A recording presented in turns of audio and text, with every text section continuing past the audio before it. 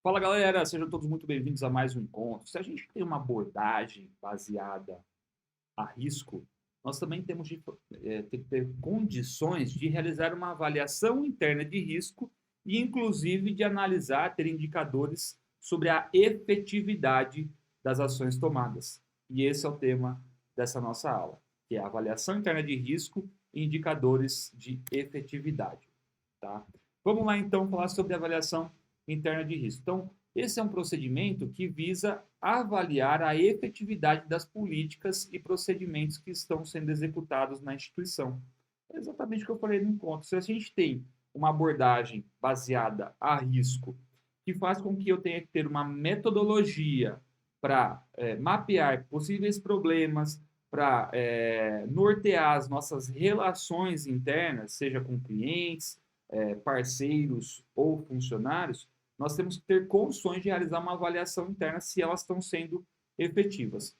E também que se algo não estiver de acordo na nossa metodologia, a gente precisa ter condições de reestruturar, que é basicamente o que a gente está falando aqui. Ó. Se algo não estiver de acordo dentro dessa metodologia, deve ser reestruturado. Quem faz essa avaliação é a área responsável por esses procedimentos, que é a área de prevenção e lavagem de dinheiro, financiamento terrorista, área de controles internos, área de gerenciamento de risco ou qualquer área que tenha uma função equivalente a essa dentro da instituição que a gente está falando. A Ambima, inclusive, não recomenda que essa avaliação seja terceirizada. Ou seja, eu vou contratar uma empresa de consultoria, de auditoria externa, ou às vezes até criar uma auditoria interna para realizar essa avaliação. Ela recomenda que a avaliação seja feita pela própria área responsável. Tá? E isso pode ser cobrado no seu exame. A Ambima não recomenda que essa avaliação interna de risco seja repassada para a auditoria externa e interna. Isso é uma afirmativa. Sim, a Ambima não recomenda. Guarda isso, tá bem? Pode cair no seu exame. Essa é uma etapa do processo que é muito importante, porque se ela for mal executada, isso pode acarretar em risco legal, que é o risco de você estar descumprindo a legislação, ou risco de imagem, ou ambos, tá bem? A gente está correndo risco legal e de imagem. Então, guarda muito bem isso, porque como o risco é tema de prova, a gente pode trazer a questão da lavagem de dinheiro e associar com o tema risco aí dentro de uma única questão. Ainda falando sobre a avaliação interna de risco, quais são os fatores que influenciam nessa questão?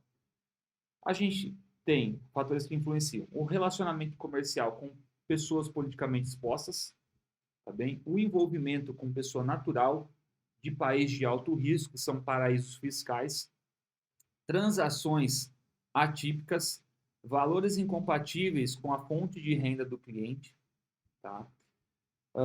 Possíveis intimações em casos que têm indício de lavagem de dinheiro, então o cliente, o parceiro ou o funcionário está envolvido em algum tipo de investigação, tá bem?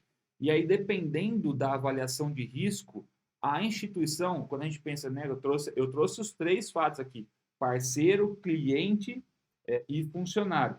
Falando especificamente de cliente, que isso também pode ser tema de prova, dependendo do nível de avaliação de risco, já que a gente está falando, eu quero avaliar o risco envolvido naquela relação, para evitar risco de imagem, risco legal, né, eu vou me eximir disso. Então, eu posso, inclusive, acabar com o relacionamento comercial, fazer o encerramento da conta do cliente.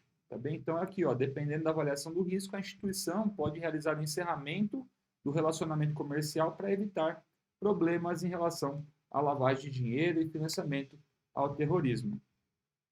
E aí a gente avança para indicadores de efetividade. Realmente está sendo efetivo o que está sendo implantado, essa avaliação de risco, a abordagem baseada em risco? A gente tem na circular do Bacen 3978 de 2020 que ela elenca políticas, regras e procedimentos realizados no processo para garantir essa efetividade do cumprimento. Tá? Então, ela traz aqui para a gente como se fossem informações mínimas que devem ser repassadas às partes competentes. Então, quais são essas informações mínimas? Quais são os testes que estão sendo aplicados para verificar se o sistema está sendo efetivo? Qual que é a qualificação de quem está avaliando esse método, esses procedimentos e a efetividade disso, se realmente está funcionando? Quais são os procedimentos do conheça seu cliente? Eu vou pular aqui, vamos entrar aqui. Quais são as possíveis, eu ia deixar para depois, mas vamos falar já. As possíveis deficiências do processo, porque não tem nenhum processo que é perfeito, sempre tem algo que pode ser melhorado. Né? Então a gente tem, eu tenho procedimento aqui de abertura de conta, então a gente tem partes do nosso processo de abertura de conta que podem ser melhorados, que podem ser desenvolvidos. Então a gente, nas nossas políticas de efetividade e controle, a gente entende que ali ainda tem coisas a serem melhoradas. Então a gente precisa também ceder, repassar essas informações de pontos de melhoria. O procedimento do conhecer o parceiro, procedimentos do conhecer o funcionário, e todo esse desenvolvimento que eu vim falando anteriormente, que é o desenvolvimento da cultura com essas partes envolvidas sobre a prevenção e lavagem de dinheiro.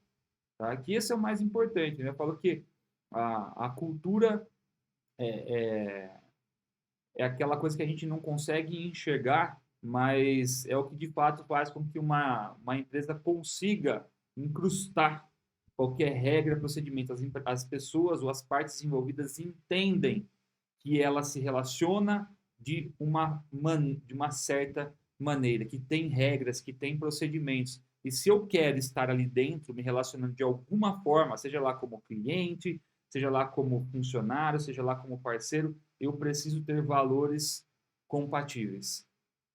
Ao ponto que se eu tenho uma cultura distorcida sobre o assunto, aí eu aceito, a gente faz vista grossa, né? Enfim, a gente também transmite isso para o mercado e atrai parceiros com comportamento semelhante. Então, esse desenvolvimento da cultura, ele é importantíssimo. Tá bem? Bom, falando sobre monitoramento e análise de casos atípicos, né? O que são comportamentos atípicos, né? Trazendo exemplos aqui desse tipo de monitoramento e análise de atipicidade. A gente tem, como exemplo aqui, um agente público, né? No caso aqui, um prefeito abrindo conta para alguém da família. Isso que a gente fala dos PEPs, né? Pessoas expostas politicamente. A tentativa de suborno de um funcionário. Um cliente que aborta uma operação quando ele descobre que ele tem que ceder informação sobre aquela operação. Eu estou mandando um recurso para uma outra pessoa e eu tenho que contar o que é aquele recurso, de onde que ele veio, para quem está indo, por que está indo, por que veio. Transações em espécie. E quando a gente pensa em transação em espécie, quando essa transação tem alguma coisa estranha, né? Porque não é qualquer tipo de transação. Pô, o volume tem alguma coisa errada? É um volume que está incompatível com a condição do cliente? A frequência dessa transação também está meio estranha? A modalidade dessa transação está estranha? O cara traz assim, 100 mil reais em dinheiro aqui, ó, na mesa para mim. Não é comum hoje isso. Num dos casos que eu citei numa das aulas aí sobre o COAF, na comunicação, que eu já passei efetivamente pelo assunto, a gente tinha a questão das transações de dinheiro. A gente levava pacotes de dinheiro. Então, assim, estava na cara que tinha problema ali. Ninguém anda com 100 mil reais numa mochila. E não é uma única vez, são várias vezes, né? E aí, quando a gente identifica um caso desse que tem indício, lembra, não é teu papel como agente do mercado descobrir se tem ou não. Não é você que vai fazer a análise, a investigação. E muito menos comunicar ao cliente que você está percebendo que tem alguma coisa errada. E eu vou te contar que eu cometi essa falha lá atrás, porque é muito imaturo. Num dos clientes que a gente comunicou, eu não falei que efetivamente eu estava desconfiando, mas na imaturidade, eu virei e falei assim, cara, mas não encaixa. Eu era caixa na época. Não encaixa isso que vocês fazem, porque vocês trazem dinheiro para uma coisa, junto de cheque, aí desconta aqui, aí paga ali. Não é muito mais fácil fazer de outro jeito? E aí a pessoa que estava passando a transação falou assim, cara, tem coisas que é melhor você não entender. E aí eu falei assim, eita pô, né? Tem coisa aí, né? E aí eu fiquei bem quieto, né? Dei aquela murchada na cadeira, deixa eu ficar bem quieto. Mas Você vê, eu coloquei até a minha vida em risco, né? Porque nunca que eu deveria ter falado nada. Tá ok, percebi que tem alguma coisa estranha, vou fazer minha parte, que é fazer a comunicação para o órgão competente. Vou comunicar para o COAF.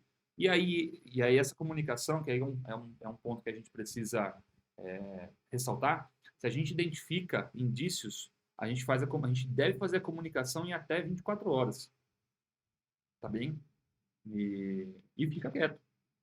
Vai lá, comunica. Você não precisa nem falar para o seu chefe, para ninguém. Você vai lá, comunica na área responsável e acabou. Tá ok?